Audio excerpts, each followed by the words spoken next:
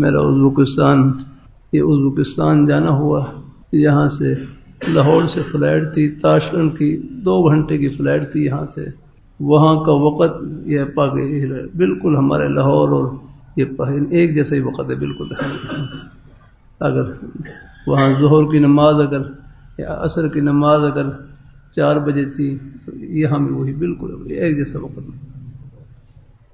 جمعے کے دن فلائٹ تھی. جمعے کے بعد یہ تاشکند کی ایک مسجد ہے ابو بکر قفال شاشی رحمہ اللہ تعالی، بڑی مسجد جیسے ہماری بادشاہی مسجد، اس سے تو خیر چھوٹی تھی لیکن تھی وہاں کی بڑی مسجد. وہاں پر نماز پڑھی. جمعہ وہ رستے میں آ گئے تھے. پھر جمعے کے بعد پھر ظہر کی نماز پڑھی وہاں پر.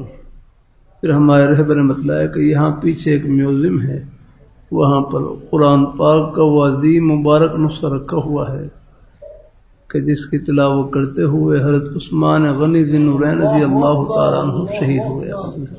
تو پھر ہم نماز پڑھ کر چلے. چند منٹ چلنے کے بعد اللہ تعالیٰ نے میوزیم میں پہنچا دیا.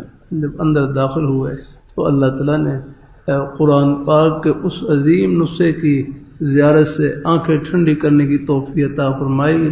اس کی تلاوت کرتے ہوئے عثمان غنی ذی النورین رضی اللہ تعالیٰ عنہ شہید ہوئے. قرآن پاک ہے نا اتنا اس کا پھیلاؤ تو کافی بڑا.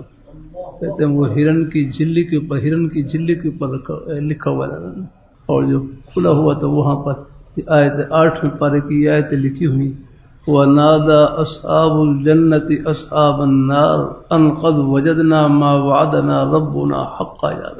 وہاں وَنَادَى أَصْحَابُ الْجَنَّةِ أَصْحَابَ النَّارِ کہ اہل جنت جہنمیوں کو پکاریں گے اور ان کو بتلائیں گے وَنَادَى أَصْحَابُ الْجَنَّةِ أَصْحَابَ النَّارِ أَنْ قَدْ وَجَدْنَا مَا وَعَدَنَا رَبُّنَا حَقًّا کہ ہمارے ساتھ ہمارے رب نے جو وعدہ کیا تھا آج ہم اپنی آنکھوں سے اس کو سچا اور پورا ہوتا ہوا دیکھ رہے ہیں. الحمدللہ.